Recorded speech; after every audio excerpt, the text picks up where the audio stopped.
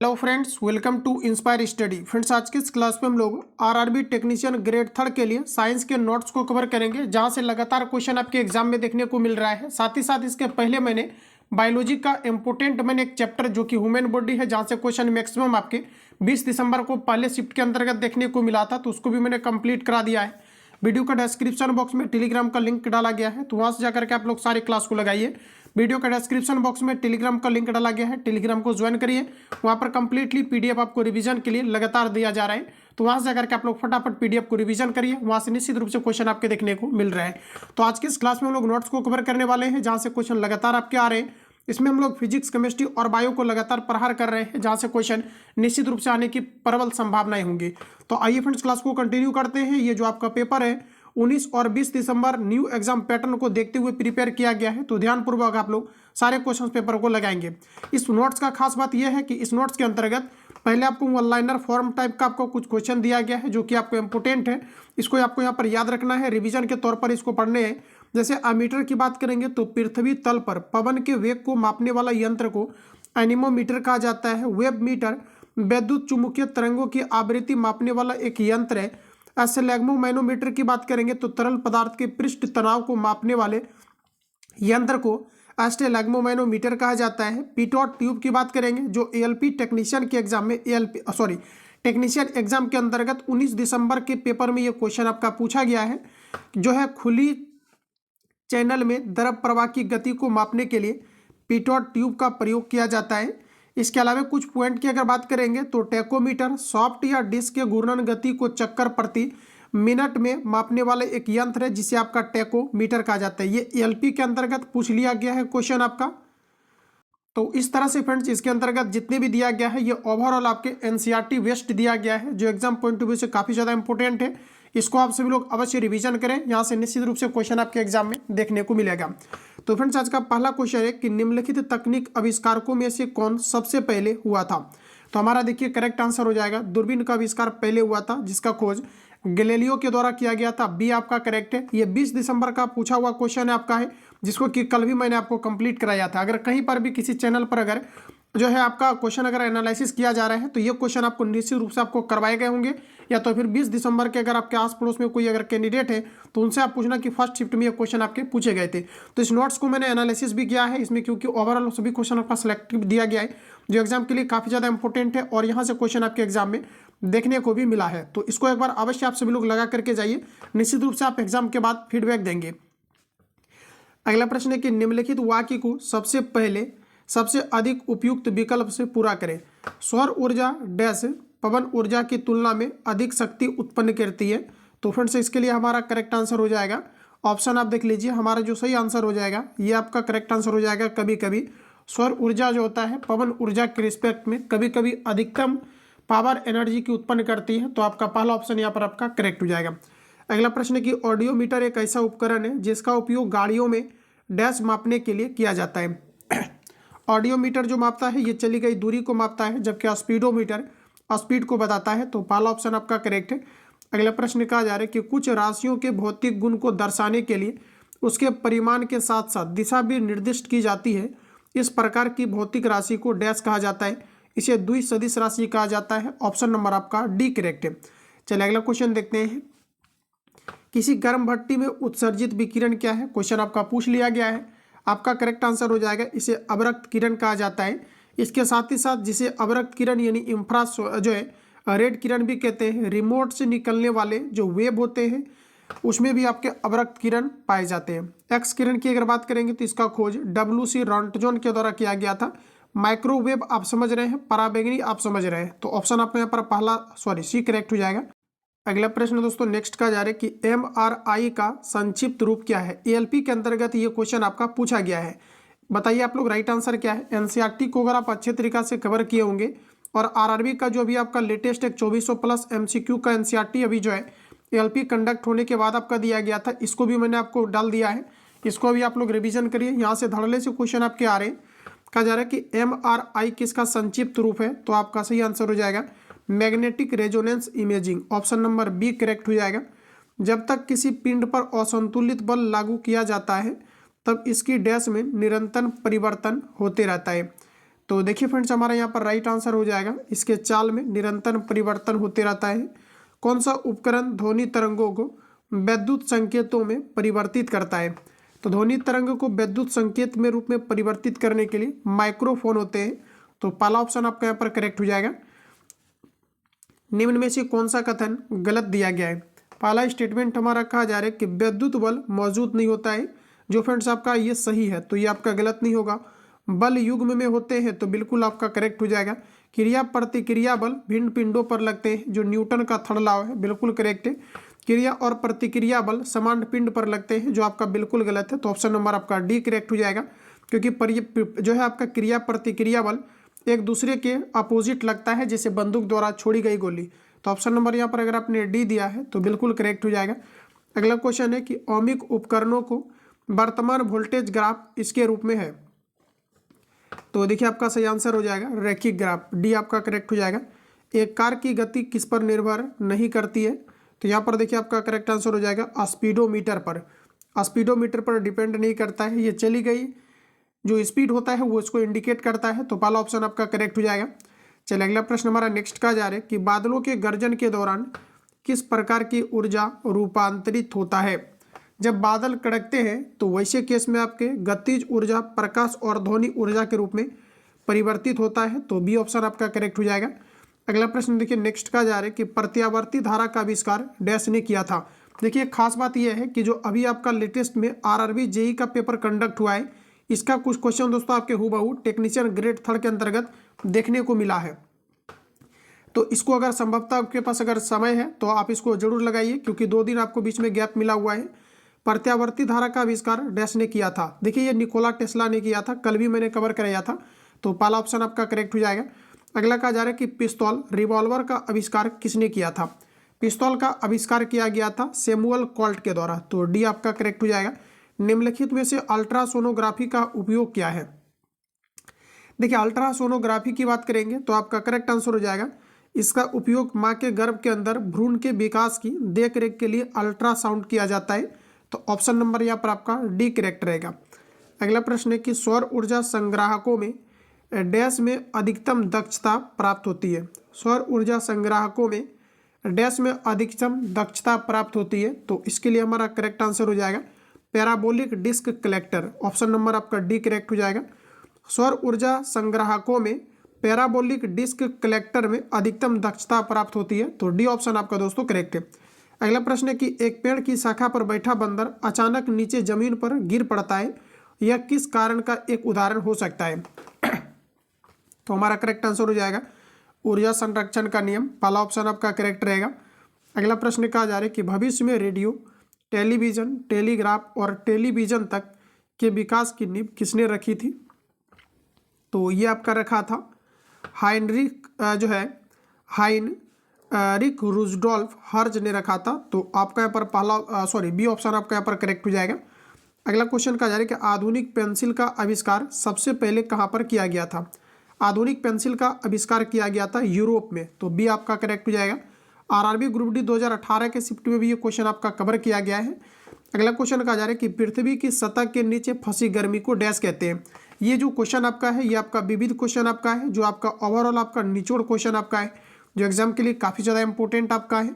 पृथ्वी की सतह के नीचे फंसी गर्मी को डैश कहा जाता है। तो फ्रेंड्स आपका राइट आंसर हो जाएगा, इसे भूतापीय ऊर्जा के रूप में जाना जाता है। तो डी आपका करेक्ट रहेगा। अगला प्रश्न कहा जा रहा है कि भौतिक अनुसंधान प्रयोगशाला इनके द्वारा स्थापित की गई थी। भौतिक अनुसंधान प्रयोगशाला जो है ये आपका विक्रम साराभाई के द्वारा। तो डी करेक्ट है कि निम्नलिखित में से कौन सा ऊर्जा कन्वर्टर नहीं है?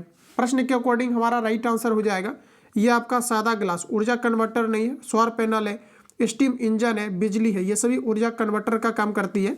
तो ऑप्शन नंबर आपका सी करेक्ट हो जाएगा। सौर पैनल सौर ऊर्जा को विद्युत ऊर्जा के रूप में परिवर्तित करता है। स्टीम इंजन जो होता है ये आपके जो है गुप्त ऊष्मा को, या तो फिर आप कह सकते हैं कि जो भाप एनर्जी होता है इसको यांत्रिक ऊर्जा के रूप में परिवर्तित करने का काम करती है। और बिजली जो आपका है ये जब बैटरी को चार्ज किया जाता है तो ये विद्युत ऊर्जा रासायनिक ऊर्जा के रूप में स्टोर होती है, और पुनः जब बैटरी को यूज़ किया जाता है तो रासायनिक ऊर्जा विद्युत ऊर्जा के रूप में परिवर्तित होती है। अगला प्रश्न कहा जा रहा है कि अल्बर्ट आइंस्टीन और देखिए यहाँ से क्वेश्चन आपका पूछ लिया गया है अभी आपका सापेक्षता, या तो फिर आपका इसी करके पूछा गया होगा कि ई बराबर एम सी स्क्वायर का, इससे रिलेटेड एक क्वेश्चन आपका पूछा गया था, आप इसको ध्यान में रखेंगे, इससे रिलेटेड है तो क्वेश्चन आने की संभावनाएं होंगी। अल्बर्ट आइंस्टीन और दिया गया है कि सिगमंड फ्रायड ने एक पुस्तक लिखी जिसे कहा जा रहा है कि शीर्षांकित किया गया था। यहाँ पर देखिए हमारा एग्जैक्ट आंसर हो जाएगा ये युद्ध क्यों, ये आपका शीर्षांकित किया गया था। डैश में लेजर तकनीक का प्रयोग नहीं किया जाता है, लेजर तकनीक का प्रयोग नहीं किया जाता है माइक्रोवेव में, ऑप्शन नंबर आपका सी करेक्ट हो जाएगा। चलिए अगला प्रश्न देखिए, नेक्स्ट हमारा पूछा जा रहा है लेजर के प्रयोग से की जाने वाली 3D इमेजिंग प्रक्रिया डैश कहलाती है, 3D इमेजिंग प्रक्रिया कहलाती है, तो इसे फ्रेंड्स कहा जाता है होलोग्राफी, पहला ऑप्शन करेक्ट है। दूध के समान रूप से वितरित रहने के लिए दूध में बसी वसा गोलिकाओं के आकार को कम करने की प्रक्रिया को डैश कहा जाता है, डायरेक्टली आपको याद ही होने चाहिए, इसे होमोलाइजेशन कहा जाता है। तो इस प्रकार से हमारा सी ऑप्शन आपका करेक्ट हो जाएगा। दूध के समान रूप से वितरित रहने के लिए दूध में बसी वसा गोलिकाओं के आकार को कम करने की प्रक्रिया को होमोनेजाइजेशन कहलाता है, होमोजेनाइजेशन कहलाता है, ऑप्शन नंबर आपका यहाँ पर सी करेक्ट हो जाएगा। अगला प्रश्न कहा जा रहा है कि निम्नलिखित में से कौन विकल्प में फाइबर ऑप्टिक्स का प्रयोग नहीं है। फाइबर ऑप्टिक्स की बात करी जाए तो आपका राइट आंसर हो जाएगा विद्युत उत्पादन में फाइबर ऑप्टिक्स का प्रयोग नहीं किया जाता है। बाकी आप देखेंगे तो सेंसर्स है, ये आपके जो है कंप्यूटर नेटवर्किंग है या फिर पावर ट्रांसमिशन है, इन सभी में आपका जो है ऑप्टिकल फाइबर का प्रयोग किया जाता है जो पूर्ण आंतरिक परावर्तन के सिद्धांत पर कार्य करती है। डैश हवा में नमी को अवशोषण करने की एक प्रक्रिया है, तो सही आंसर हो जाएगा हमारा ये आपका हो जाएगा डेल्क वेंसन है, जो कि आपका हवा से नमी को एब्जॉर्ब करती है, तो पहला ऑप्शन आपका करेक्ट हो जाएगा। चलिए अगला प्रश्न साथियों, नेक्स्ट हमारा कहा जा रहा है कि जीपीएस का पूरा रूप क्या है, इसे क्या कहा जाता है। तो जीपीएस की बात करेंगे तो आपका राइट आंसर हो जाएगा ग्लोबल पोजिशनिंग सिस्टम है, ग्लोबल पोजिशनिंग सिस्टम है जिसे जीपीएस कहा जाता है, तो डी आपका करेक्ट है। चंद्रशेखर सीमा किस पर लागू होती है, चंद्रशेखर सीमा लागू होता है सितारों पर, तो आपका पहला ऑप्शन यहाँ पर राइट हो जाएगा। अगला प्रश्न कहा जा रहा है कि लेजर इंटरफेरोमीटर ऑब्जर्वेटरी हाल ही में खबरों में था, इसका बताना है क्यों, तो आपका करेक्ट आंसर हो जाएगा गुरुत्वाकर्षण लहरों की खोज के कारण से, तो डी आपका करेक्ट हो जाएगा। वैसे ग्रेविटेशनल फोर्स की अगर बात करेंगे तो इसका खोज न्यूटन के द्वारा किया गया था। ग्रेविटेशनल कांस्टेंट को जी से डिनोट किया जाता है, जिसका यूनिट आपके एग्जाम में पूछ लिया गया है, न्यूटन मीटर स्क्वायर पर आपका केजी स्क्वायर होता है, इसका यूनिट आपका पूछ लिया क्या है। वैल्यू अगर पूछा जाता है तो 6.67 इंटू 10⁻⁻11 न्यूटन मीटर स्क्वायर पर आपका केजी स्क्वायर होता है, तो ये आपको यहाँ से याद रखनी है। चलिए अगला प्रश्न देखिए, नेक्स्ट का जा रहा है कि गर्मी और तापन और उसके ऊर्जा और काम के संबंध से भौतिक विज्ञान की शाखा को उष्मा प्रौद्योगिकी कहा जाता है, इसे थर्मोडायनेमिक्स कहा जाता है, ध्यान में रखना है। ये आपका राइट आंसर हो जाएगा उष्मा प्रौद्योगिकी कहलाता है, तो बी ऑप्शन आपका यहाँ पर करेक्ट है। अगला प्रश्न दोस्तों नेक्स्ट का जा रहा है कि वह कौन सा उपकरण है जो ऊर्जा के एक रूप को दूसरे रूप में परिवर्तित कर देता है, आमतौर पर सिग्नल को दूसरे सिग्नल में बदल देता है, तो बताइए आप लोग राइट आंसर क्या है। तो इसे कहा जाता है transducer, option number C correct हो जाएगा। ऊर्जा को दूसरे रूप में परिवर्तित करना या सिग्नल के रूप में प्रयोग करना, तो आपका सही आंसर हो जाएगा ये ट्रांसड्यूसर कहलाता है, तो सी आपका करेक्ट है। परमाणु बम का आविष्कार करने वाली टीम का हिस्सा निम्नलिखित में से कौन थे, परमाणु बम का आविष्कार करने वाली टीम का हिस्सा राइट आंसर हो जाएगा ये आपका जूलियस ओपेनहीमर था, ऑप्शन नंबर बी करेक्ट हो जाएगा। परमाणु बम नाभिकीय विखंडन के सिद्धांत पर आधारित है, जिसमें कि आपका हाइड्रोजन और आपका हीलियम आपस में रिएक्ट करता है, तो यहाँ पर ध्यान में रखेंगे, सॉरी ये आपके हाइड्रोजन बम के आधारित हो जाएगा। ये अगर हाइड्रोजन और आपका हीलियम रिएक्ट करता है तो ये आपका हो जाएगा हाइड्रोजन बम, क्योंकि हाइड्रोजन बम जो है नाभिकीय संलयन अभिक्रिया पर आधारित है, और हाइड्रोजन बम में जो अभिक्रियाएं होता है ये आपके हाइड्रोजन हीलियम के साथ रिएक्ट करता है, जबकि परमाणु बम में दोस्तों आपका ऐसा नहीं होता है। परमाणु बम जो है ये नाभिकीय विखंडन अभिक्रिया पर आपके आधारित होते हैं। अगला क्वेश्चन है कि थॉमस क्लिफर्ड अल्बर्ट डैश के आविष्कार से जुड़े हुए हैं। देखिए थॉमस क्लिफर्ड अल्बर्ट जो है ये किसके आविष्कार से जुड़ा हुआ है, तो आपका करेक्ट आंसर हो जाएगा ये क्लिनिकल थर्मोमीटर से, ऑप्शन नंबर बी करेक्ट हो जाएगा। अगला प्रश्न है कि एंटोनियो वेसी डैश के आविष्कार से संबंधित है, बड़ा ही इंपोर्टेंट क्वेश्चन है, आविष्कारक से रिलेटेड क्वेश्चन लगातार आपके आ रहे हैं एग्जाम में, तो आपका राइट आंसर हो जाएगा टेलीफोन से। चलिए अगला क्वेश्चन दोस्तों कहा जा रहा है कि प्रत्यावर्ती धारा का आविष्कार डैश द्वारा किया गया था। एसी करंट के खोज करता है निकोला टेस्ला। पहले पेट्रोल से चलने वाली कार इंजन का डैश द्वारा बनाया गया था। पेट्रोल से चलने वाली कार का आविष्कार ये कार्ल बेंज ने किया था। ऑप्शन नंबर आपका बी करेक्ट रहेगा। अगला प्रश्न कहा जा रहा है कि बैंड एड का आविष्कार किसने किया था। बैंड एड का आविष्कार किया गया था ये आपका एर्ल डिक्सन के द्वारा। तो पहला ऑप्शन यहाँ पर आपका बिल्कुल करेक्ट हो जाएगा। पूछा रहे कि बैंड एड का आविष्कार किसने किया था, तो ये आपका एर्ल डिक्सन के द्वारा। पहला ऑप्शन फ्रेंड्स आपका करेक्ट है। नेक्स्ट क्वेश्चन कहा जा रहा है कि मोबाइल फोन का आविष्कार किसने किया था। चलिए आंसर लगाइएगा। ये किया गया था आपका मार्टिन कूपर के द्वारा। अगला क्वेश्चन है कि बायोफोकल लेंस का आविष्कार किसने किया था। बायोफोकल लेंस की अगर बात करेंगे तो ये आपका राइट आंसर हो जाएगा, बेंजामिन फ्रैंकलिन ने किया था। इसके अलावा अगर दोस्तों आपको पूछा जाता है तड़ित चालक का जो है खोज किसने किया था, तो ये भी जेम्स बेंजामिन फ्रैंकलिन के द्वारा किया गया था। तड़ित चालक कॉपर का आपका बना हुआ रहता है। अगला प्रश्न में कहा जा रहा है कि मोटरसाइकिल दुर्घटना के दौरान हेलमेट डैश को कम करने में सहायता प्रदान करता है। तो हमारा करेक्ट आंसर हो जाएगा आवेग को। ऑप्शन नंबर ए करेक्ट हो जाएगा। जैसे कि खिलाड़ी जो है बॉल को कैच करते समय अपने हाथ को पीछे की ओर खींचता है आवेग को कम करने के लिए, तो इससे रिलेटेड क्वेश्चन आपके पूछे गए हैं। अगला प्रश्न कहा जा रहा है कि ऊर्जा सौर ऊर्जा संग्राहकों कलेक्टर में अधिकतम क्षमता डैश में प्राप्त होता है। सौर ऊर्जा संग्राहकों में अधिकतम क्षमता प्राप्त होती है, तो हमारा करेक्ट आंसर हो जाएगा ये आपका पैराबोलॉइड डिस्क संग्राहक में। ऑप्शन नंबर आपका सी करेक्ट है। अगला प्रश्न कहा जा रहा है कि निम्नलिखित में से किस वैज्ञानिक ने पदार्थ की पांचवी अवस्था के लिए कुछ गणना किया था। पदार्थ की पांचवी अवस्थाओं के लिए गणना किया था सत्येंद्रनाथ बोस ने। पदार्थ की देखिए अभी पांचवी अवस्था के रूप में भी बॉस, आइंस्टाइन, कंडेंसेट आपका है। पदार्थ टोटल अभी ओवरऑल 5 प्रकार के हैं। ठोस, द्रव, gas, plasma, Bose, Einstein. Fountain pen का आविष्कार किसने किया था, पूछा हुआ क्वेश्चन है आपका एलपी टेक्नीशियन कंबाइंड में। फाउंटेन पेन का आविष्कार किसने किया था, तो देखिए हमारा राइट आंसर हो जाएगा ये आपका लेविस ई वाटरमैन ने किया था। अगला है कि सन 1902 में पहली बार बड़े पैमाने पर वैद्युतीय एयर कंडीशनिंग का आविष्कार और इसका प्रयोग किसके द्वारा किया गया था। 1902 में पहली बार बड़े पैमाने पर वैद्युतीय एयर कंडीशनिंग का आविष्कार और इसका प्रयोग किसके द्वारा किया गया था, तो आपका करेक्ट आंसर हो जाएगा ये विलियस कैरियर के द्वारा किया गया था। तो ऑप्शन नंबर ए करेक्ट हो जाएगा। अगला प्रश्न दोस्तों कहा जा रहा है हमारा सिलाई मशीन के निरूपित किस्म के आविष्कार के लिए प्रथम अमेरिकी पेटेंट किसे प्रदान किया गया था। पेटेंट किसे प्रदान किया गया था। सिलाई मशीन के निरूपित किस्म के आविष्कार के लिए प्रथम अमेरिकी पेटेंट किसे प्रदान किया गया था, तो ये आपका किया गया था एलायस होबे को। ऑप्शन नंबर आपका ये करेक्ट हो जाएगा, एलायस होबे को किया गया था। चलिए नेक्स्ट क्वेश्चन हमारा पूछा जा रहा है कि थर्मोस्कोप का आविष्कार किसने किया था। एलपी टेक्नीशियन 2014 के शिफ्ट में पूछा गया है। प्रीवियस ईयर से कुछ क्वेश्चन लगातार आपके आ रहे हैं। तो देखिए थर्मोस्कोप का आविष्कारक है आपका गैलीलियो। ऑप्शन नंबर 1 करेक्ट हो जाएगा। वायुमंडल में ओजोन को मापने के लिए अल्ट्रावायलेट स्पेक्ट्रोमीटर किसने डेवलप किया था, तो देखिए हमारा सही आंसर हो जाएगा ये आपका किया गया था प्रोफेसर GMB डॉब्सन ने किया था। देखिए जो आपके पूछा जाता है कि जो ओजोन परत की मोटाई है ये किसके द्वारा मापी जाती है, तो डॉब्सन में मापी जाती है। तो पहला ऑप्शन आपका यहाँ पर राइट हो जाएगा। अगला प्रश्न कहा जा रहा है कि 1831 में विद्युत का प्रौद्योगिकी के क्षेत्र में उपयोग तब व्यवहारिक हो गया जब डैश ने विद्युत डायनेमो की खोज किया था। तो विद्युत डायनेमो का खोजकर्ता हमारा माइकल फेराडे है। तो ऑप्शन नंबर सी करेक्ट हो जाएगा। विद्युत डायनेमो जो आपका होता है यांत्रिक ऊर्जा को विद्युत ऊर्जा के रूप में परिवर्तित करती है। अगला क्वेश्चन है कहा जा रहा है कि पर्सी स्पेसर द्वारा आविष्कृत प्रथम व्यावसायिक रूप से उपलब्ध आधुनिक माइक्रोवेव ओवन को क्या कहा जाता है, तो इसे आपका कहा जाता है डाटा रेंज। पहला ऑप्शन आपका यहाँ पर सही दिया गया है।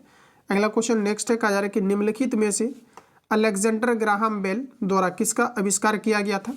इंपॉर्टेंट है, आपका करेक्ट आंसर हो जाएगा टेलीफोन का आविष्कार अलेक्जेंडर ग्राहम बेल के द्वारा किया गया था। तो ये ऑप्शन आपका यहाँ पर करेक्ट हो जाएगा। नेक्स्ट क्वेश्चन देखिए हमारा कहा जा रहा है कि निम्नलिखित में से किसमें परिवर्तन करके किसी पदार्थ को एक अवस्था से दूसरी अवस्था में परिवर्तित किया जा सकता है, तो फ्रेंड्स आपका राइट आंसर हो जाएगा तापमान में वृद्धि करके किया जा सकता है। औपचारिक अनौपचारिक रूप से खगोलीय दूरी को व्यक्त करने के लिए लंबाई की कौन सी इकाई का प्रयोग किया जाता है। अनौपचारिक रूप से खगोलीय दूरी को व्यक्त करने के लिए प्रयोग किया जाता है आपका प्रकाश वर्ष। सी आपका करेक्ट हो जाएगा। प्रकाश वर्ष दो खगोलीय पिंडों के बीच की दूरी है। एक प्रकाश वर्ष लाइट ईयर बराबर 4.6 इंटू 10⁻, ये आपके 15 मीटर के आपका इक्वल होता है। बड़ा ही इंपॉर्टेंट फैक्ट है, यहाँ से आपको याद रखनी है। अगला प्रश्न कहा जा रहा है कि कौन सा यंत्र समुद्र के स्तर से ऊपर की वस्तुओं को देखने के लिए पनडुब्बी में प्रयोग किया जाता है? तो इसे दोस्तों आपका कहा जाता है पेरिस्कोप। डी करेक्ट हो जाएगा। रिपीटेड क्वेश्चन है, यहाँ से आपको ये सभी क्वेश्चन आपको याद रखना है, काफ़ी इंपॉर्टेंट है। वायुमंडलीय दबाव को मापने के लिए किस उपकरण का प्रयोग किया जाता है? तो बैरोमीटर आपका यहाँ पर करेक्ट आंसर हो जाएगा। वायुमंडलीय दबाव को मापने के लिए बैरोमीटर का प्रयोग किया जाता है। विभवांतर को मापने के लिए डैश उपकरण का उपयोग किया जाता है। तो वोल्ट मीटर हमारा यहाँ पर करेक्ट आंसर हो जाएगा।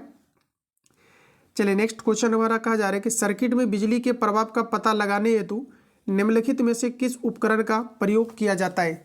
सर्किट में बिजली के प्रभाव का पता लगाने के लिए प्रयोग में लिया जाता है गैल्वेनोमीटर, जो धारा सूचक यंत्र कहलाता है। तो पहला ऑप्शन आपका करेक्ट है। अगला क्वेश्चन है, एक सॉफ्ट की आवर्धन गति को निर्धारित करने के लिए डैश का इस्तेमाल किया जाता है? एक सॉफ्ट की आवर्धन गति को निर्धारित करने के लिए टैकोमीटर का प्रयोग किया जाता है। तो भी आपका सही है। अगला है कि वह कोण जो किसी वृत्त की त्रिज्या के बराबर लंबाई के चाप द्वारा उसके केंद्र पर बनाया गया हो, ये क्या कहलाता है? तो देखिए हमारा यहाँ पर राइट आंसर हो जाएगा, ये आपका रेडियन कहलाता है। कोण की इकाई आपका रेडियन होता है। तो बी आपका करेक्ट है। 9 ओम के प्रत्येक 3 प्रतिरोधक समांतर क्रम में जुड़ा है, तो इसका समतुल्य प्रतिरोध क्या होगा? इसको दोस्तों सॉल्व करने के लिए आपका 9 ओम का जो है 3 प्रतिरोध है और इसको जो है समांतर क्रम में जोड़ा गया है। तो 1/9 1 आपका 9 हो जाएगा। एलसीएम 9 होगा, ऊपर वाला ऐड होगा, 3 हो जाएगा। 3 3 आपका 9 यानी 1 आपका 3 हो जाएगा। उल्टा करेंगे तो इसका राइट आंसर आपका 3 आएगा, जो ऑप्शन नंबर आपको बी में दिया गया है। तो बी आपका यहाँ पर करेक्ट है। अगला क्वेश्चन देखिए कहा जा रहा है, ऑटोमोबाइल में यात्रा की दूरी को मापने के लिए निम्न में से किस उपकरण का प्रयोग किया जाता है? देखिए यहाँ पर आपका राइट आंसर हो जाएगा ऑडियोमीटर और स्पीडोमीटर जो है ये जो है स्पीड को बताता है। तो बी आपका करेक्ट हो जाएगा, जो यात्रा की दूरी को मापता है। अगला प्रश्न है कि किसी वोल्ट मीटर का प्रयोग डैश मापने के लिए किया जाता है? वोल्ट मीटर जो हमारा है ये विभवांतर को मापने के लिए प्रयोग किया जाता है। तो बी करेक्ट है। गैल्वेनोमीटर का उपयोग किया जाता है धारा की दिशा को पता करने के लिए। आंसर लगाइए, इसका करेक्ट आंसर आपका क्या है?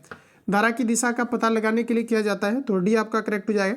धारा की दिशा का पता लगाने के लिए गैल्वेनोमीटर का प्रयोग किया जाता है। अगला क्वेश्चन कहा जा रहा है कि टैकोमीटर का प्रयोग क्या मापता है? टैकोमीटर का प्रयोग क्या है? तो देखिए आपका चक्कर प्रति मिनट जो है ये आपका टैकोमीटर कहलाता है। तो बी आपका करेक्ट है। काफ़ी इंपॉर्टेंट क्वेश्चन है। आरआरबी जेई का मैक्सिमम क्वेश्चन कुछ आ रहे हैं आपका। ऑप्शन नंबर आपका बी करेक्ट है। रिक्टर पैमाने के बारे में निम्न में से क्या गलत आपको दिया गया? देखिए रिक्टर जो आपका है भूकंप की तीव्रता को इंडिकेट करता है। इसे 1935 में चार्ल्स रिक्टर और गुटेनबर्ग द्वारा डेवलप किया गया था। करेक्ट दिया गया है। रिक्टर पैमाने पर 8 से 9 की तीव्रता का अर्थ है हल्का भूकंप, जो हमारा गलत है।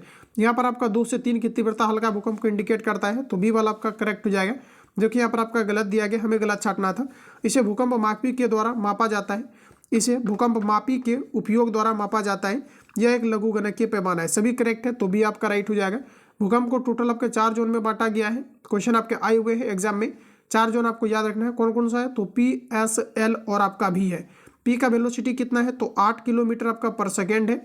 और एस का वेलोसिटी कितना है? तो ये आपका 4 किलोमीटर आपका पर सेकेंड है। इन दोनों का आपका फिक्स नहीं है। चलिए नेक्स्ट क्वेश्चन हम लोग देखते हैं। कहा जा रहा है कि तरल पदार्थ के घनत्व को मापने के लिए किसका प्रयोग किया जाता है? तरल पदार्थ के घनत्व को मापने के लिए हाइड्रोमीटर का प्रयोग किया जाता है। तो बी आपका यहाँ पर राइट रहेगा। अगला क्वेश्चन है कि पानी के अंदर की वस्तुओं का पता लगाने के लिए किस यंत्र का प्रयोग किया जाता है? तो इसमें आपका किया जाता है सोनार का। SONAR आपका हो जाएगा, जिसे साउंड नेविगेशन एंड रेंजिंग बोला जाता है। तो सी आपका करेक्ट है। अगला क्वेश्चन है कि जहाज़ों में क्या मापने के लिए इको लोकेशन का प्रयोग किया जाता है? तो जहाज में इको लोकेशन का प्रयोग किया जाता है पानी की गहराई को मापने के लिए। तो सी ऑप्शन यहाँ पर आपका करेक्ट हो जाएगा। अगला क्वेश्चन का जा रहा है कि दूध के घनत्व को निर्धारित करने के लिए कौन सा उपकरण का प्रयोग किया जाता है? दूध के घनत्व को निर्धारित करने के लिए फ्रेंड्स आपका राइट आंसर हो जाएगा लैक्टोमीटर का प्रयोग किया जाता है। दूध की शुद्धता को मापा जाता है। और इसके अलावा देखिए आपको जैसे थर्मोमीटर दिया गया है, इससे टेम्परेचर को रीड किया जाता है। हाइड्रोमीटर से आपका जो है वायुमंडलीय आर्द्रता को मापा जाता है। बैरोमीटर आपको दिया गया है, वायुमंडलीय दबाव को मापा जाता है। चलिए नेक्स्ट क्वेश्चन का जा रहा है कि डैश वाहन की गति जानने में मदद करता है? तो स्पीडोमीटर आपका करेक्ट आंसर हो जाएगा। औसतन कितनी बार बिजली धरती पर गिरती है, ये आपको ऊपर बताना है। चलिए आंसर लगाइए, इसका करेक्ट आंसर क्या है? औसतन कितनी बार बिजली धरती पर गिरती है, ये आपको नंबर बताना है। तो आपका पहला ऑप्शन करेक्ट हो जाएगा, प्रति सेकंड 100 बार गिरती है। ये ऑप्शन आपका यहाँ पर करेक्ट है। अगला प्रश्न कहा जा रहा है कि हाइग्रोमीटर से क्या मापा जाता है।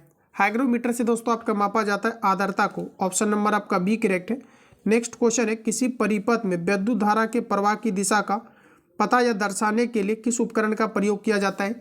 तो विद्युत धारा की दिशा का प्रयोग जो है किसका, यानी जो विद्युत धारा की दिशा होता है इसका जो है जानने के लिए, दिशा को जानने के लिए गैल्वेनोमीटर का प्रयोग किया जाता है, जो हम लोगों ने ऑलरेडी अभी कवर किया हुआ है। तो देखिए ऑप्शन नंबर आपका यहाँ पर ए करेक्ट हो जाएगा। हवा की गति को मापने के लिए निम्नलिखित में से किस उपकरण का प्रयोग किया जाता है। हवा की गति को मापने के लिए एनीमोमीटर का प्रयोग किया जाता है, तो सी ऑप्शन आपका सही हो जाएगा। अगला है कि निम्नलिखित में से कौन सी झूठ का पता लगाने वाली मशीन है। देखिए इसे आपका कहा जाता है पॉलीग्राफ। इम्पोर्टेंट है, जो आपके 2022 के शिफ्ट में आपके ग्रुप डी में संभवतः ये क्वेश्चन आपके आए हुए थे। पॉलीग्राफ आपका यहाँ पर करेक्ट आंसर हो जाएगा। अगला क्वेश्चन कहा जा रहा है कि भट्टियों जैसे अपेक्षाकृत उच्च तापमान मापने के लिए निम्नलिखित में से किस यंत्र का प्रयोग किया जाता है। भट्टी में जैसे उच्च तापमान को मापने के लिए इसमें से किसका प्रयोग किया जाता है, तो ये आपका राइट आंसर हो जाएगा पायरोमीटर। तो बी ऑप्शन आपका यहाँ पर करेक्ट हो जाएगा। तो इस तरह से आपका पहला सेशन आपका खत्म होता है। तो नेक्स्ट सेशन में जो आपका सिलेक्टिव क्वेश्चन है, जहाँ से लगातार आपके क्वेश्चन आ रहे हैं, इसको आपको कवर कराए जाएंगे। तो मिलते हैं हम लोग नेक्स्ट क्लास में।